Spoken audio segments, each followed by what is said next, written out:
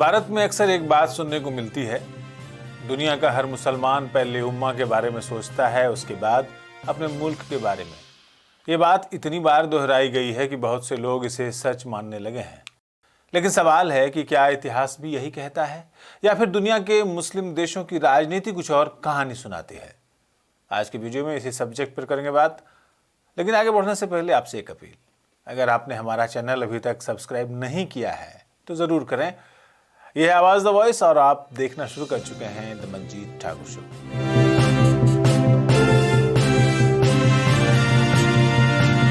Social media पर WhatsApp messages में अक्सर ये सुनाई देता है और कई बार रील्स में ऐसे वीडियो सरफेस होते हैं जिनसे ऐसा लगता है या हमें ये बताने की कोशिश की जाती है कि दुनिया भर के मुसलमान पहले उम्मा यानी इस्लामिक ब्रदरहुड की बात करते हैं और उसके बाद वतन के बारे में या मुल्क के बारे में सोचते हैं। लेकिन जो दिखता है या हमें दिखाया जाता है, क्या वही सच होता है? हाल ही में ईरान के सर्वोच्च नेता मुज्तबा हुसैनी खामेनेई का एक संदेश सामने आया। यह संदेश ईरान और अमेरिका के बीच हुए एक समझौते के टाइम पर आया था। अगर आप इस संदेश को ध्यान से पढ़ेंगे तो एक दिलचस्प बात नजर आएगी। इसमें बार बार ईरानियन नेशन यानी ईरानी राष्ट्र का, देश का, कौम का, मुल्क का जिक्र है। Rights of the Iranian nation, nation of Iran, proud nation वगैरह अल्फाज थे, लेकिन पूरे मैसेज में कहीं भी उम्मा यानी ग्लोबल इस्लामी बिरादरी का जिक्र नहीं मिलता है।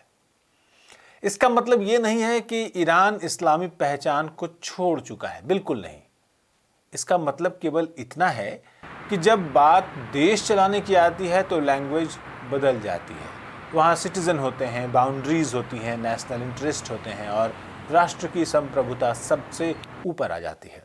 यही आधुनिक नेशन स्टेट की राजनीति है। और अगर पिछले 100 वर्षों के इतिहास को देखें तो ये सिर्फ ईरान की कहानी नहीं है, ये लगभग पूरी मुस्लिम दुनिया की या फिर पूरी दुनिया की कहानी है।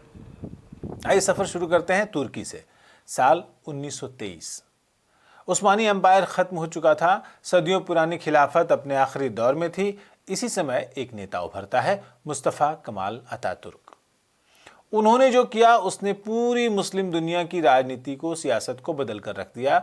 उन्होंने खिलाफत को ख़त्म कर दिया, राज्य और मजहब को अलग किया, नई शिक्षा व्यवस्था बनाई, अरबी लिपि की जगह लैटिन लिपि अपनाई, यूरोपीय कानून लागू किए। उन्होंने अपने देशवासियों से कहा कि सबसे पहले तुम तुर्क हो, यानी पहचान की पहली सीढ़ी मजहब नहीं नेशन था। अतातुर्क जानते थे कि अगर तुर्की को आधुनिक बनाना है, मॉडर्न बनाना है, तो उसे साम्राज्य की मानसिकता से निकालकर नेशन स्टेट में बदलना होगा। आज भी तुर्की की फॉरेन पॉलिसी, चाहे सरकार किसी की भी हो, सबसे पहले तुर्की के हितों को देखती है। आइए अब बात करते हैं अपने पड़ोसी पाकिस्तान की।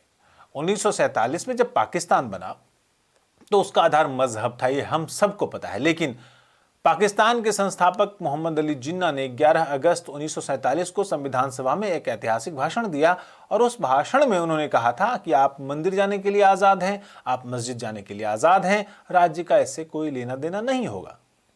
इतिहासकार इस भाषण की अलग अलग व्याख्या करते हैं। कुछ इसे जिन्ना की सोच मानते हैं, कुछ इसे उस वक्त के लिहाज से की गई सियासी बयानबाजी जो ज़्यादा सही लगती है। लेकिन एक बात साफ है, उन्होंने नए देश की भाषा नागरिकता और राज्य व्यवस्था के संदर्भ में, उसके रेफरेंस में रखी थी, केवल मजहबी पहचान के आधार पर नहीं। बाद में पाकिस्तान का क्या हुआ यह हम सब जानते हैं। वक्त के साथ पाकिस्तान की सियासत अलग दिशा में गई और पता नहीं आज कहां पहुंच गई। लेकिन एक दिलचस्प बात आज भी दिखाई देती है कि जब पाकिस्तान की सरकार जो भी फॉरेन पॉलिसी बनाती है तो उसका पहला सवाल ये नहीं होता कि उम्मा क्या चाहती है।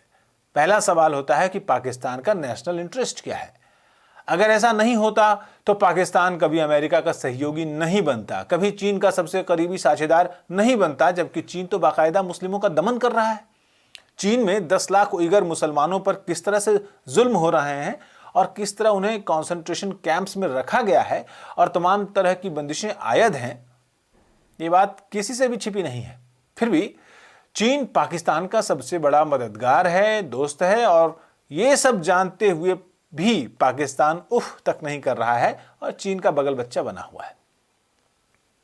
क्या पाकिस्तान कभी सऊदी अरब और ईरान दोनों के साथ अलग अलग तरह के रिश्ते बनाए रखने की कोशिश नहीं करता? यानी प्रैक्टिकल पॉलिटिक्स में राष्ट्रहित, देशहित देश का हित, देश की जनता का हित हमेशा मौजूद रहता है। पाकिस्तान का जिक्र हुआ तो साथ में बांग्लादेश भी नत्थी जरूर होगा। भारत का जब बंटवारा हुआ उस समय पूर्वी पाकिस्तान और पश्चिमी पाकिस्तान दोनों की आबादी मुसलमान थी। दोनों टुकड़ों का मजहब एक था और इसी आधार पर दोनों अलग हुए थे हिंदुस्तान से। उनका कलमा एक था लेकिन भाषा अलग थी, कल्चर अलग था और राजनीतिक अधिकार भी अलग थे। मजहब के नाम पर एक देश बनाने की जो कोशिश मोहम्मद अली जिन्ना ने की थी, लेकिन अगर केवल उम्मा ही सबसे बड़ी पहचान होती तो पाकिस्तान कभी नहीं टूटता। लेकिन हुआ क्या? शेख मुजीबुर रहमान ने कहा कि पहचान, आइडेंटिटी केवल धर्म से नहीं बनती, भाषा, संस्कृति, लोकतांत्रिक अधिकार और जनता का सम्मान भी उतना ही जरूरी है। और आखिरकार भाषा एक कारण बना जिसकी वजह से बांग्लादेश बना, यानी मुसलमानों ने मुसलमानों से अलग होकर एक नया देश बनाया। ये इतिहास की शायद सबसे बड़ी मिसाल है कि मॉडर्न पॉलिटिक्स में राष्ट्रीय अस्मिता धार्मिक पहचान से अलग भी हो सकती है। अब इंडोनेशिया की ओर चलिए। दुनिया का सबसे बड़ा मुस्लिम आबादी वाला देश। अगर कोई देश चाहता तो खुद को पूरी तरह इस्लामी राज्य घोषित कर सकता था, लेकिन उसके पहले राष्ट्रपति सुकर्णो ने एक अलग रास्ता चुना। उन्होंने पंचशील का सिद्धांत अपनाया। इंडोनेशिया में लोग बेशक अपने मजहब का पालन करते हैं, लेकिन किसी एक धर्म का प्रभुत्व नहीं है। इंडोनेशिया ने खुद को बहुधार्मिक राष्ट्र के रूप में विकसित किया। आज भी वहां राष्ट्रीय एकता राज्य की प्राथमिकता है। अब मलेशिया को देखिए। देश की बहुसंख्यक आबादी मुस्लिम है, लेकिन उसके पहले प्रधानमंत्री टुंकू अब्दुल रहमान ने जिस राष्ट्र की कल्पना की उसमें मलय, चीनी, भारतीय सभी नागरिकों को, सभी लोगों को साथ लेकर चलने की बात थी। उनके लिए देश पहले था, समाज की स्थिरता पहले थी। यही कारण है कि मलेशिया ने अपनी पहचान केवल धार्मिक आधार पर नहीं बनाई। अब एक सवाल आपसे, अगर उम्मा ही हर फैसले का आधार होती तो क्या ईरान और इराक 8 साल तक एक दूसरे से युद्ध लड़ते? 1980 से 1988 तक चला ईरान इराक युद्ध 20वीं सदी के सबसे लंबे युद्धों में से एक था। दोनों देशों की आबादी का बड़ा हिस्सा मुस्लिम था, लेकिन युद्ध धर्म के नाम पर नहीं, सीमा, सत्ता, तेल और नेशनल इंटरेस्ट को लेकर लड़ा गया। यानी जब राष्ट्रों के हित टकराते हैं तो धर्म समान होने के बावजूद युद्ध हो सकते हैं। इतिहास इसकी गवाही देता है। यही बात आज खाड़ी देशों में भी दिखाई देती है। सऊदी अरब, संयुक्त अरब अमीरात, कतर, ओमान, इन सब की फॉरेन पॉलिसी अलग अलग है, उनके इकोनॉमिक इंटरेस्ट अलग हैं, उनकी डिफेंस स्ट्रेटेजी अलग है। कई बार वे एक दूसरे से कंपटीशन भी करते हैं। क्यों करते हैं? क्योंकि मॉडर्न वर्ल्ड में हर सरकार अपनी जनता, अपनी इकोनॉमी और अपनी राष्ट्रीय सुरक्षा को प्रायोरिटी देती है, यानी राष्ट्रहित को, देश हित को। तो क्या उम्मा का कॉन्सेप्ट खत्म हो गया है? नहीं, उम्मा आज भी एक मजहबी और कल्चरल जज्बात है। लेकिन जब कोई सरकार फैसला लेती है तो उसे बजट भी देखना पड़ता है, अपनी सीमा भी देखनी पड़ती है, लोगों के लिए रोजगार भी देखना पड़ता है, एनर्जी सिक्योरिटी भी देखनी पड़ती है और अपने नागरिकों का भविष्य भी देखना पड़ता है। यहीं से मजहब, धर्म और राज्य के बीच का अंतर शुरू होता है और शायद यहीं से आधुनिक राजनीति की असली कहानी भी शुरू होती है। आइए कुछ और मिसालें आपको देते हैं। अब संयुक्त अरब अमीरात को देखिए। यूएई एक मुस्लिम देश है, लेकिन पिछले 20 वर्षों में उसने अपनी पहचान किस आधार पर बनाई है? धार्मिक नेतृत्व के आधार पर नहीं। उसने खुद को बनाया बिजनेस का सेंटर, फाइनेंस का सेंटर, टूरिज्म का सेंटर, आर्टिफिशियल इंटेलिजेंस का सेंटर। अबू धाबी में अरब दुनिया का पहला भव्य हिंदू मंदिर बनता है। दुबई में चर्च भी हैं, गुरुद्वारे भी हैं, मंदिर भी हैं। और यह सब इसलिए नहीं कि यूएई अपनी मजहबी पहचान छोड़ रहा है, बल्कि इसलिए कि उसकी प्राथमिकता अपने देश का डेवलपमेंट और ग्लोबल इन्वेस्टमेंट है। वो जानता है कि मॉडर्न इकोनॉमी केवल जज्बात से नहीं चलती, उसके लिए चाहिए स्थिरता, उसके लिए विश्वास चाहिए और दुनिया के लिए खुलापन चाहिए। सऊदी अरब की मिसाल भी कम दिलचस्प नहीं है। एक वक्त था जब उसकी पहचान केवल तेल और धार्मिक नेतृत्व से जुड़ी थी, लेकिन आज विजन 2030 के तहत वो अपनी इकोनॉमी को बदल रहा है, टूरिज्म को बढ़ा रहा है, एंटरटेनमेंट इंडस्ट्री को डेवलप कर रहा है, कामकाज में महिलाओं की हिस्सेदारी बढ़ा रहा है, फॉरेन इन्वेस्टमेंट आकर्षित कर रहा है। यानी प्रायोरिटी क्या है? सऊदी अरब का फ्यूचर, देश का विकास, इकोनॉमी को मल्टीलेयर्ड बनाना।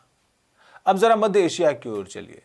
कजाकिस्तान, उज्बेकिस्तान, किर्गिस्तान, ताजिकिस्तान, ये सभी मुस्लिम बहुल देश हैं, लेकिन सोवियत संघ के विघटन के बाद इन्होंने अपनी राष्ट्रीय पहचान बनाई है, भाषा के आधार पर, संस्कृति के आधार पर, राष्ट्रीय इतिहास के आधार पर। इन देशों ने इस्लाम को अपनी कल्चरल हेरिटेज का हिस्सा माना है, लेकिन राज्य की पहली जिम्मेदारी अपने नागरिकों के प्रति रखी है। अब वापस लौटते हैं ईरान। जिस संदेश से हमने इस चर्चा की शुरुआत की थी, उस संदेश में एक वाक्य बार बार लौटता है, ईरानियन नेशन। ध्यान दीजिए, वहां ईरानी मुल्क है, कौम है, ईरानी जनता है, ईरान के अधिकार हैं। यह भाषा केवल ईरान की नहीं है, लगभग हर मॉडर्न कंट्री की यही भाषा होती है। भारत भी यही कहता है, भारत का राष्ट्रीय हित। अमेरिका भी यही कहता है, अमेरिका फर्स्ट। चीन भी यही कहता है, चीनी राष्ट्र का पुनर्जागरण। तुर्की, फ्रांस, जापान सभी यही कहते हैं। लेकिन यहां एक एहतियात बरतना भी जरूरी है। हमारी इस बात का अर्थ यह बिल्कुल नहीं है कि उम्मा की भावना खत्म हो गई है या धार्मिक एकजुटता की कोई अहमियत नहीं रही। ऐसा कहना इतिहास के साथ न्याय नहीं होगा। फिलिस्तीन का प्रश्न हो या कोई कुदरती आपदा हो या कोई मानवीय संकट हो, दुनिया के मुस्लिम समाजों में मजहबी एकजुटता की भावना दिखाई देती है और ये ज़रूरी भी है। लेकिन जब सरकारें फैसला लेती हैं तो उन्हें केवल जज्बात से नहीं बल्कि राष्ट्रीय हितों को ध्यान में रखकर चलना पड़ता है। और यही कारण है कि मुस्लिम देशों के बीच भी मतभेद होते हैं, युद्ध होते हैं। कभी ईरान और सऊदी अरब आमने सामने दिखाई देते हैं, कभी कतर और उसके पड़ोसी देशों के बीच तनाव होता है, कभी तुर्की और मिस्र के संबंध बिगड़ते हैं। यानी मजहब समान होने के बावजूद राजनीति अलग अलग रास्ते चुनती है। तो हमारी इस पूरी चर्चा का बात का निष्कर्ष क्या है? निष्कर्ष ये नहीं है कि धर्म या मजहब की कोई अहमियत नहीं है, और ये भी नहीं कि उम्मा केवल एक कल्पना है। हमारी बात का निष्कर्ष इससे कहीं अधिक आसान है, सरल है। आधुनिक दुनिया में सरकारें, चाहे वह किसी भी धर्म के वाले देश की हों, सबसे पहले अपने नागरिकों की सुरक्षा, अपनी इकोनॉमी, अपनी सीमाएं, अपने राष्ट्रीय हितों की रक्षा करती हैं। यही आधुनिक दुनियावी राजनीति की बुनियाद है। और शायद इसलिए ईरान के उस संदेश में, मुज्तबा के उस संदेश में उम्मा से पहले बार बार ईरानी राष्ट्र दिखाई देता है।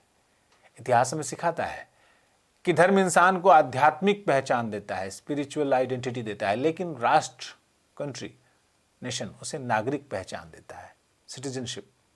दोनों का अपना अपना स्थान है, अपनी अपनी जगह है, दोनों का अपना अपना महत्व है। लेकिन जब कोई सरकार फैसला करती है तो उसके सामने सबसे पहला प्रश्न यही होता है कि मेरे देश के लोगों का हित किस में है। और शायद पिछले 100 वर्षों का इतिहास हमें यही बताता है। मजहब दिलों को जोड़ सकता है, लेकिन राज्य अपने नागरिकों की जिम्मेदारी से चलता है। इसलिए अंतर्राष्ट्रीय राजनीति में अक्सर वतन पहले आता है। हम भारत के लोगों के लिए शायद इस इतिहास में एक महत्वपूर्ण संदेश छिपा है कि दुनिया के किसी भी कोने में मुसलमानों पर हो या किसी और विश्वास के मानने वाले लोगों पर हो, उन पर होने वाले अन्याय से दुखी होना स्वाभाविक है, मानवीय है। यही इंसानियत का तकाजा भी है। लेकिन एक नागरिक के रूप में हमारी रोजमर्रा की जिंदगी, हमारे बच्चों की तालीम, रोजगार, कारोबार, सुरक्षा, संविधान से मिले अधिकार और हमारा भविष्य, ये सब हमारे अपने वतन से जुड़े होते हैं। इसलिए मजहबी हमदर्दी और वतन से वफादारी एक दूसरे के विरोधी नहीं है। दुनिया के अधिकांश देशों ने भी व्यावहारिक राजनीति में यही रास्ता चुना है। वे अपनी धार्मिक पहचान का सम्मान करते हैं, लेकिन जब फैसले लेते हैं तो अपने नागरिकों और अपने राष्ट्रीय हित को प्राथमिकता देते हैं। हमारे लिए भी यही संतुलन, यही बैलेंस सबसे स्वाभाविक और मजबूत रास्ता है। अपने मजहब से मोहब्बत, लेकिन अपने मुल्क से पूरी वफादारी, पूरी निष्ठा। दुनिया के मुसलमान हो या किसी और समुदाय और धर्म के पीड़ित लोग, उनके लिए दुआ। लेकिन भारत की तरक्की, अमन और खुशहाली के लिए सबसे बड़ी जिम्मेदारी। आखिरकार एक मजबूत और समृद्ध भारत ही यहाँ रहने वाले हर भारतीय, चाहे वो किसी भी धर्म का हो, किसी भी लिंग का हो, समुदाय का हो, उसका सबसे बड़ा सहारा। आज के शो में इतना ही। फिर मिलते हैं किसी और विषय पर विश्लेषण के साथ। दीजिए विदा मंजीत ठाकुर को और हमारी पूरी टीम को। नमस्कार।